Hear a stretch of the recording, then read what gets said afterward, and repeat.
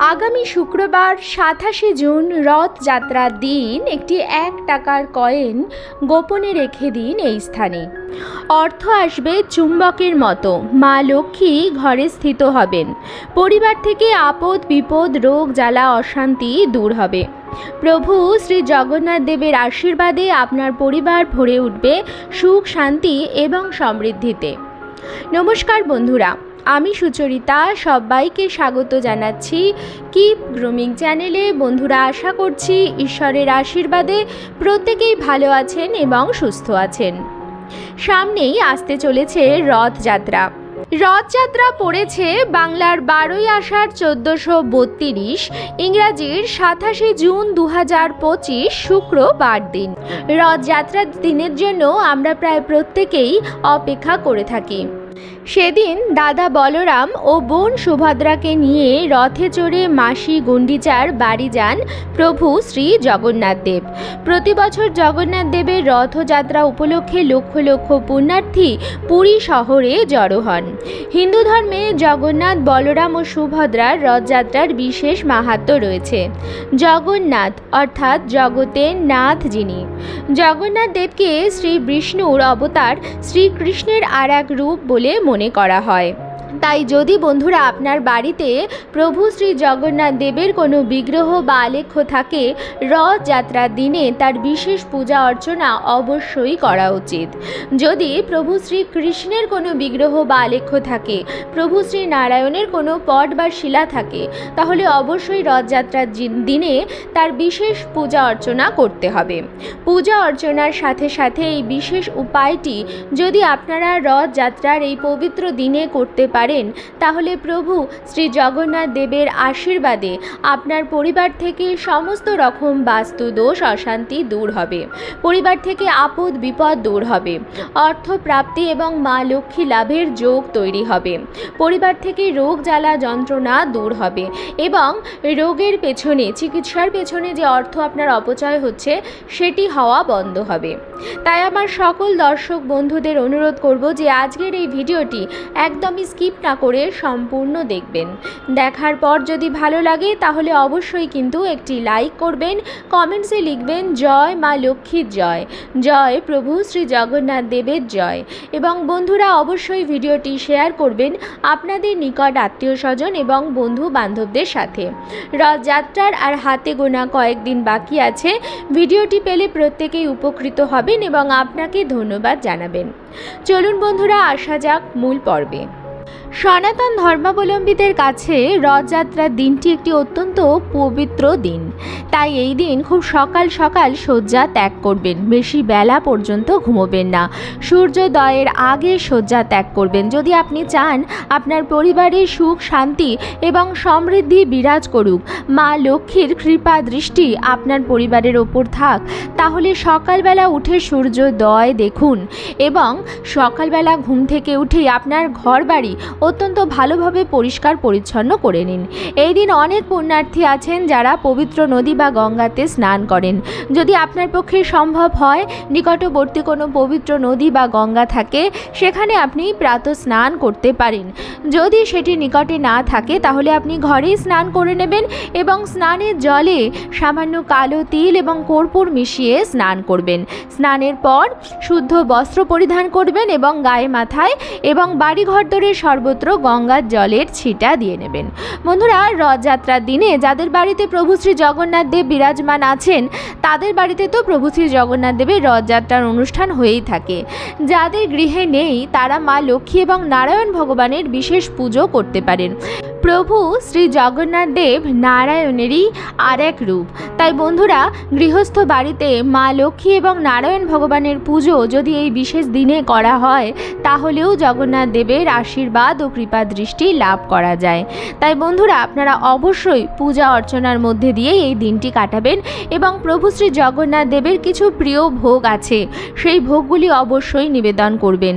নারায়ণ ভগবানের ভোগে তুলসী পত্র দিতে ভুলবেন না। সাদা ফুল, হলুদ ফুল এবং তুলসী পত্র দিয়ে নারায়ণ ভগবানের বিশেষ পুজো পুজো করে নেবেন। প্রদীপ এবং ধূপকাঠি ধরিয়ে নেবেন, সাধ্যমতো নৈবেদ্য সাজিয়ে দেবেন এবং পুজো হওয়া পর্যন্ত উপবাস রাখার চেষ্টা করবেন। সেই দিন পুজো হয়ে যাওয়ার পরও সাত্ত্বিক আহারই কিন্তু গ্রহণ করবেন, কোনো রকম আমিষ জাতীয় জিনিস কিন্তু ঘরে ঢোকাবেন না। সেদিন মা লক্ষ্মী এবং নারায়ণ ভগবানের সামনে একটি পান বা দুটি পান অবশ্যই নিবেদন করবেন এবং পানের মধ্যে নারায়ণ ভগবানের প্রিয় কিছু মঙ্গল সামগ্রী আছে সেগুলি নিবেদন করবেন, যেমন হলুদের গাঁঠ, সুপারি, পদ্মবীজ, গোমতী চক্র, কড়ি, 1 টাকার কয়েন, অক্ষত, আতপ চাল। এখানে আমি অনেকগুলি মঙ্গল সামগ্রীর কথা বলে দিলাম। অন্ততপক্ষে 3টি মঙ্গল সামগ্রী এবং একটি 1 টাকার কয়েন অবশ্যই নারায়ণ ভগবানের চরণের সামনে নিবেদন করবেন এই রথযাত্রার পুণ্যতিথিতে। যদি প্রভু শ্রী জগন্নাথ দেবের কোনো বিগ্রহ বা আলেখ্য আপনার ঘরে থাকে, তাহলে প্রভু শ্রী জগন্নাথ দেবের সেই বিগ্রহ বা আলেখ্যের সামনে আপনারা এইভাবে মঙ্গল সামগ্রীগুলি নিবেদন করবেন এবং তারপর যেভাবে আপনারা পূজা অর্চনা করেন ঠিক সেই ভাবে পূজা অর্চনা করে দেবেন।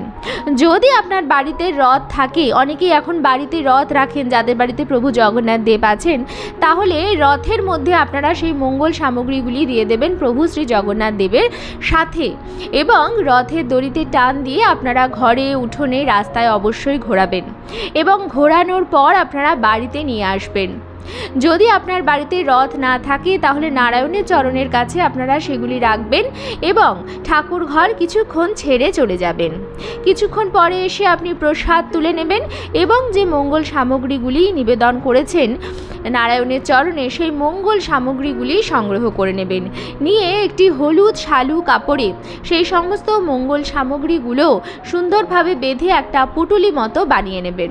যদি আপনি জগন্নাথ দেবের রথের মধ্যে সেই মঙ্গল সামগ্রীগুলি নিবেদন করে থাকেন তাহলে সেখান থেকেই সেগুলি সংগ্রহ করবেন এবং নিয়ে একটি হলুদ কাপড়ে মুড়ে একটি পুটলি মতো বানিয়ে দেবেন। সেই পুটলির মধ্যে কি কি থাকবে? নারায়ণ ভগবানের অত্যন্ত প্রিয় মঙ্গল সামগ্রী, যেমন হলুদের গাঁঠ, পদ্মবীজ, গোমতী চক্র, অক্ষত আতপ চাল, একটি 16 আনার কয়েন। এই সমস্ত জিনিসগুলোই নারায়ণ ভগবানের অত্যন্ত প্রিয়। গৃহস্থ বাড়িতে সুখ সমৃদ্ধি বৃদ্ধির জন্য এই মঙ্গল সামগ্রীর বিশেষ ভূমিকা আছে। যিনি আপনার বাড়ির আয়কর্তা তার মাথায় সেই জিনিসটি ঠেকাতে কিন্তু একদমই ভুলবেন না এবং তারপর সেই জিনিসটি নিয়ে আপনি চলে আসবেন আপনার রান্নাঘরে এবং রান্নাঘরে চালের যে পাত্র আছে তার মধ্যে আপনি সেই মঙ্গল সামগ্রীগুলি রেখে দেবেন। আমাদের গৃহে মা লক্ষ্মী বিরাজমান থাকেন আমাদের বাড়ির চালের পাত্রে আর থাকেন বিরাজমান আমাদের ঠাকুর ঘরে। বন্ধুরা, মা লক্ষ্মীর স্থান থেকে আমরা যখন অন্ন গ্রহণ করি তার ফলে আমরা সুস্থ থাকি, নিরোগ থাকি। আজকালকার প্রত্যেক বাড়িতে নানা প্রকারের রোগ জ্বালা যন্ত্রণা এবং রোগের ফলে প্রচুর পরিমাণ অর্থ বেরিয়ে যায়। মানুষের উপার্জনের অর্ধেক অর্থ ব্যয় হয়ে যায় ডাক্তারের পেছনে। যদি আমরা যেখান থেকে খাদ্য গ্রহণ করছি, অর্থাৎ আমাদের রান্নাঘরে চালের ভাণ্ডার, সেখানে যেখান থেকে আমরা নিত্যদিন চাল নিচ্ছি, ভাত বানাচ্ছি, ভাত আমাদের প্রতিদিনের খাবার, প্রায় প্রত্যেক বাড়িতেই ভাত প্রতিদিন রান্না হয়ে থাকে। যদি সেখানে আপনি নারায়ণ ভগবানের আশীর্বাদ ধন্য সেই জিনিসটি রাখতে পারেন এবং প্রতিদিন সেখান থেকে চাল নিয়ে ভাত বানাতে পারেন, তাহলে আপনার পরিবারের কাউকে কোনো রকম রোগ স্পর্শ করতে পারবে না। পরিবারের প্রত্যেকেই নিরোগ থাকবেন এবং চিকিৎসার পেছনে অর্থ কষ্ট হওয়া বন্ধ হবে। যদি আপনার বাড়িতে টাকা পয়সা রিলেটেড কোনো রকম প্রবলেম থাকে, অর্থাৎ কেউ আপনার থেকে প্রচুর পরিমাণ টাকা ধার বাকি নিয়েছে কিন্তু সে ফেরত দিচ্ছে না এবং আপনার কাছে বা কোনো সম্পত্তি হয়তো আপনার পাওয়ার কিন্তু সেটা আপনি পাচ্ছেন না, তাহলে সেক্ষেত্রে এই যে মা লক্ষ্মী এবং নারায়ণ ভগবানের আশীর্বাদ ধন্য এই জিনিসটা আপনি আপনার আলমারির লকারেও রাখতে পারেন। এর ফলেও কিন্তু অর্থকে আকৃষ্ট করে। তাহলে যার যেরকম সমস্যা সেই সমস্যা দূর করবার জন্য মা লক্ষ্মী নারায়ণ ভগবানের আশীর্বাদ ধন্য এই জিনিসটি আপনারা রাখতে পারেন সেই স্থানে।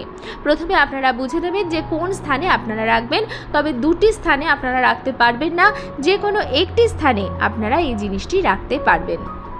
এবং এর সাথে সাথে এটা বলে রাখি বন্ধুরা, যদি প্রভু জগন্নাথ দেবের বিগ্রহ বা আলেখ্য আপনার ঘরে না থাকে, তাহলে রথযাত্রার দিনে জগন্নাথ দর্শন করলেও কিন্তু সর্বপাপ ক্ষয় হয়। তাই নিকটবর্তী যেখানে আপনার প্রভু শ্রী জগন্নাথ দেবের রথযাত্রা বেরোচ্ছে, সেখানে অবশ্যই রথযাত্রা দর্শন করুন, রথের দড়িতে অবশ্যই টান দিন এবং প্রভু শ্রী জগন্নাথ দেবের আশীর্বাদ নিতে কিন্তু ভুলবেন না।